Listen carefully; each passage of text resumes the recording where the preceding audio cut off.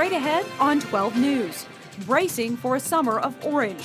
See which construction projects are coming to the northwest suburbs. Then a longtime New Hope establishment on the move. It's going to be a change, but I'm looking forward to it. But first, the debate over gay marriage, from Robbinsdale all the way to the U.S. Supreme Court. 12 News starts right now. Today marked day 2 that the U.S. Supreme Court heard arguments on same-sex marriage. The case challenges the Defense of Marriage Act, which defines marriage as a union between one man and one woman. But for one Robbinsdale couple, today's hearing is personal. Sonia Goins has their story. It's a boy.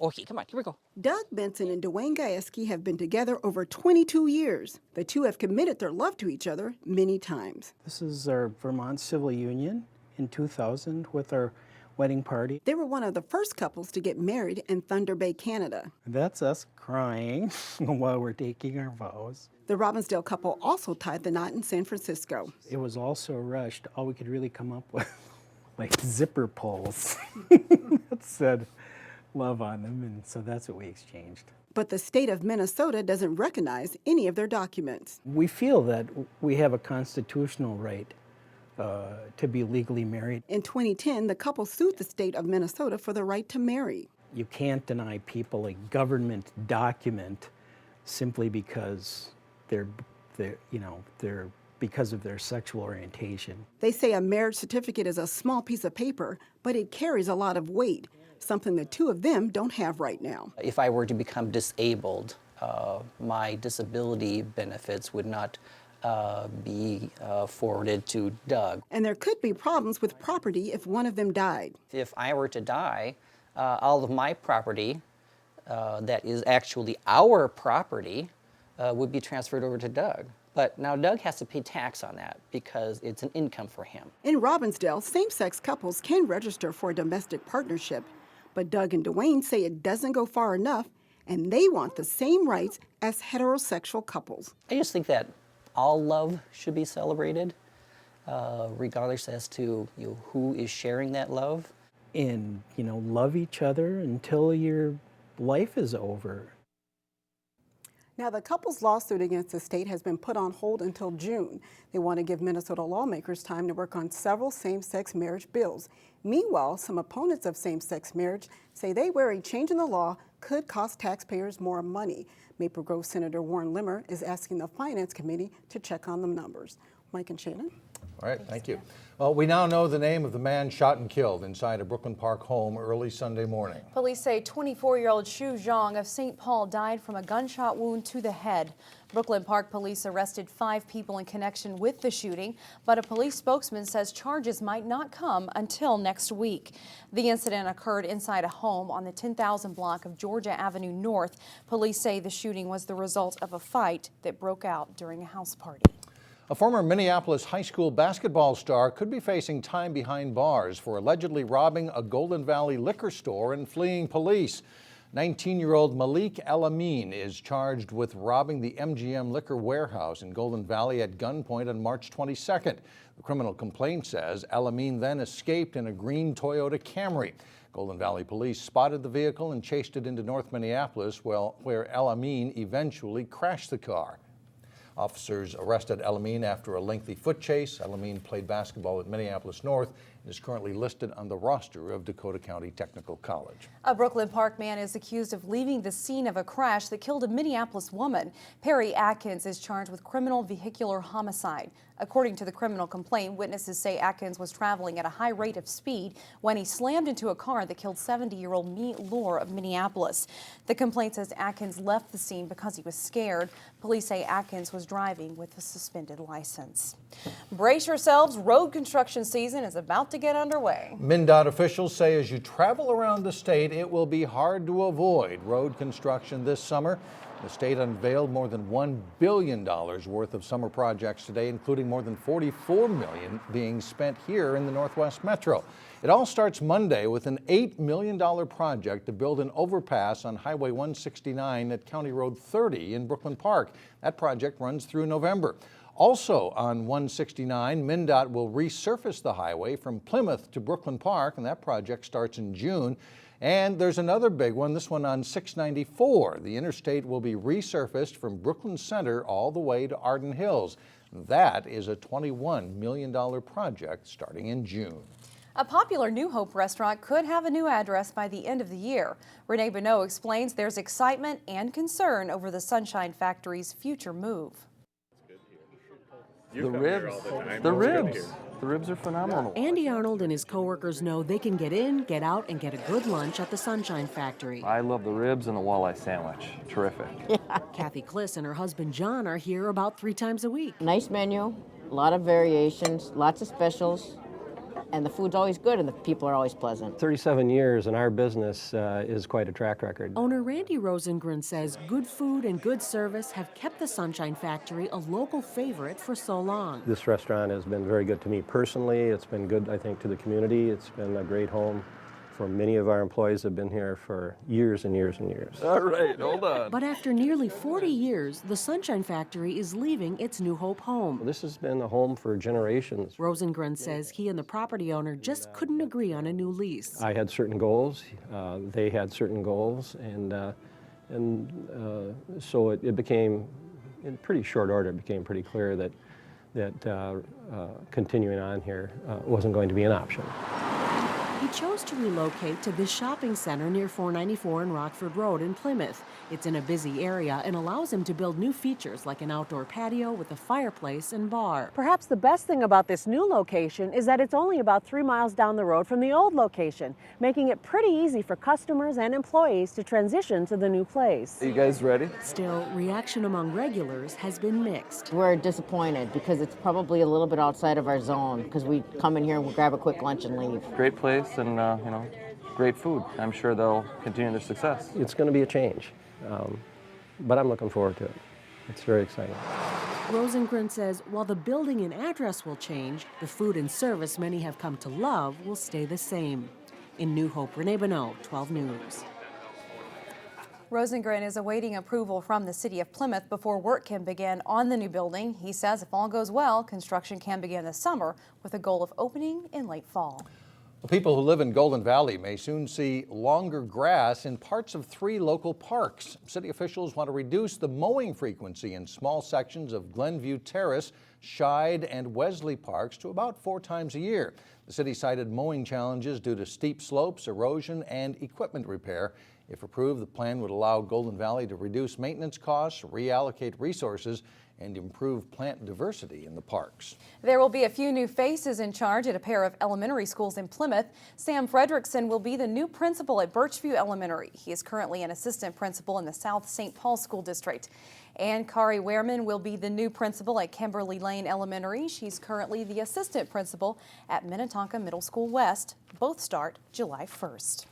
Still ahead, could it be a money saver? Game changer. See how some local grocery stores are turning to a new era of couponing. Then later in sports, Wayzata's baseball team gears up for what could be a big season. But first, it's your AccuWeather forecast.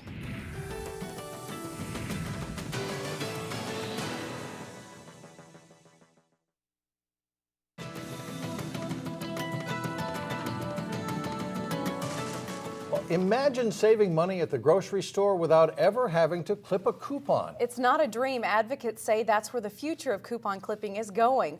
One local grocery store is already starting using the new technology where coupons are all digital.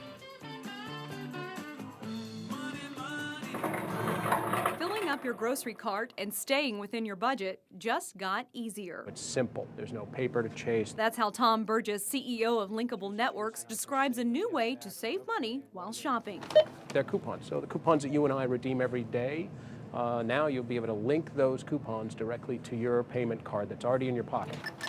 Lunds and Byerly stores have been testing Linkables for a few months, and they plan to roll out the program to customers in the next few weeks. Instead of cutting out the coupons and trying to save them and remember where you put them and you get to the store and you forgot them at home, this is a way to, basically clip coupons, but all you're doing is you're adding them to your card. So it's a very simple, easy process.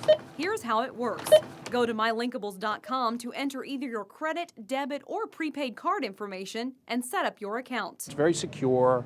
It's very simple. Once you opt in the first time, You never have to deal with that again. Then on your computer or smartphone, You see the offers, for instance, this one at Juicy Juice, and we open that up and say, I want to link this particular offer, and this is $1 off. you can look through which coupons are available and click which ones you want to link to your account. It says link this offer, and just say yes. And there it is, so that offer's linked. $44.40 is your total. When you purchase your groceries using that card, the money is refunded to your account in about 4 days. When you're going to check out, you don't have to supply coupons and the cashier doesn't have to scan the coupons. So it actually makes the process quicker.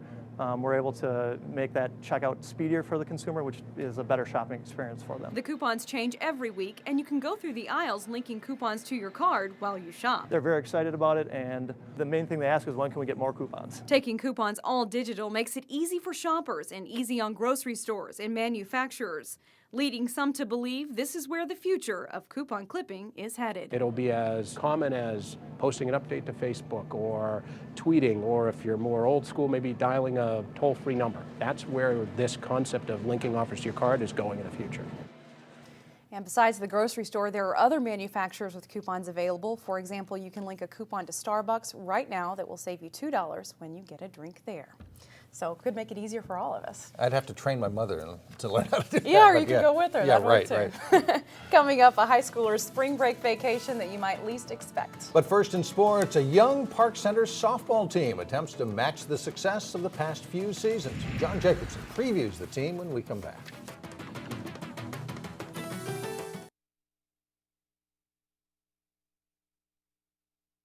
Well, we're in the middle of the change of seasons. Basketball's in the rearview mirror, and now we have softball and baseball. We still have snow, so they're indoors. Still have snow, yeah. The practices are inside, and that snow needs to melt. They need to get some really warm days to be able to play games. They're not scheduled to play till the week after next, although some teams scheduled to play the end of next week. That's not going to happen. Yeah, a little iffy right now. It will be a different look this spring for the Park Center High School softball team.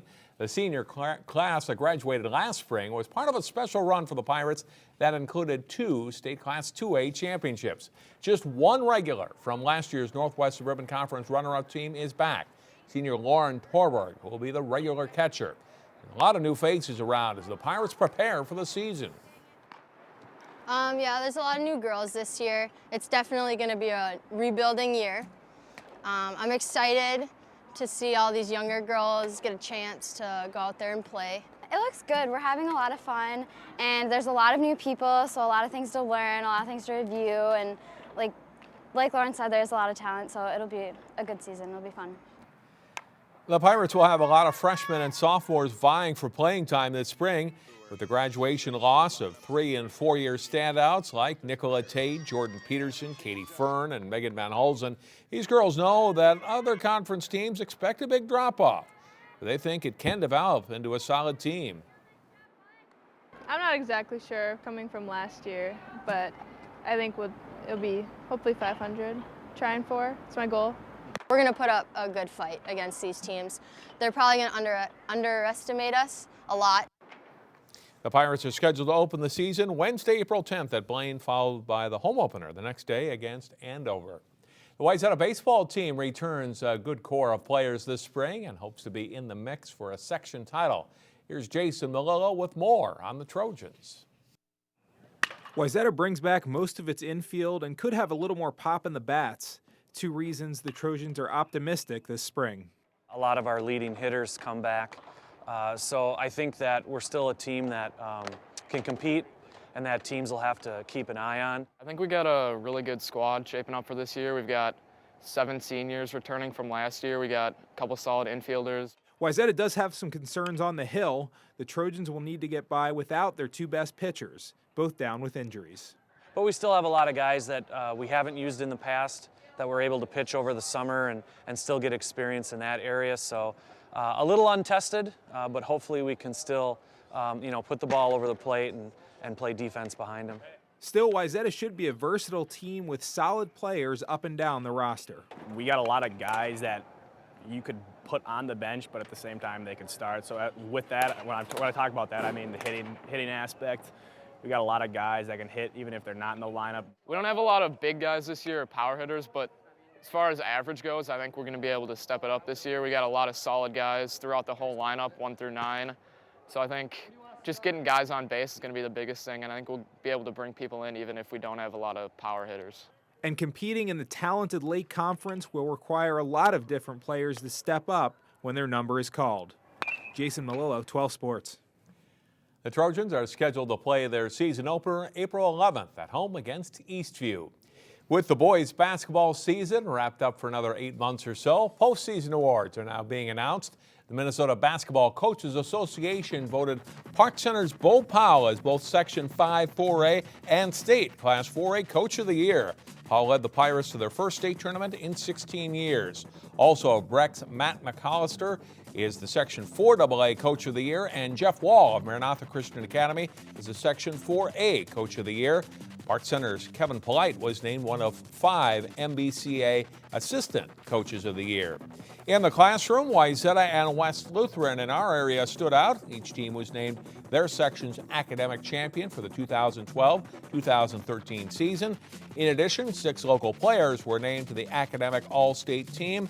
Garrison Gillard and Isaiah Hansen of Maranatha, Devin Buckley and Trayton Daniels of Park Center, Armstrong's Nick O'Hara, and Bradley Carlson of Wayzata. So congratulations to them. And we announced, of course, a couple days ago that Quentin Hooker named Mr. Basketball for this year. So it's been a great year. Very impressive for our area. Thanks, Sean.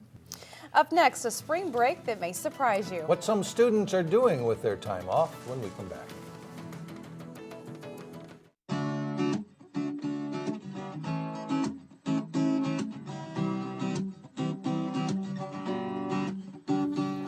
Think of spring break and perhaps kids partying on the beach comes to mind. Probably, but that's not the case for a lot of young people who are spending their time off doing good deeds. And we caught up with high school students Kat Diaz and Lydia Eversman, who are volunteering their time this week at Maple Grove Hospital. Lydia actually says it's better than vacation. Going on a big vacation, I mean, it's fun to get away, but when you can also give back to your community, I think it's a little bit more important. You take a little bit of something out of your life that you can give back to someone instead of just, you know, going on a vacation and just spending time by yourself. In my future, I actually want to go like do something in the hospital, maybe nursing or medical stuff. So I wanted to do like the experience of like working in the hospital, and also I wanted to do like volunteer work. So it works out because it's like 2 at the same time. So instead of that vacation, both girls are working at replenishing linens at the Maple Grove Hospital. And more kids are volunteering during spring break, and experts say it's a good way to explore a career or even get your foot in the door at a workplace. So looks good on resume and college applications. I'm sure it does. Good for them. That's it for now. Thanks so much for joining us, everybody. Community Corner is coming up next.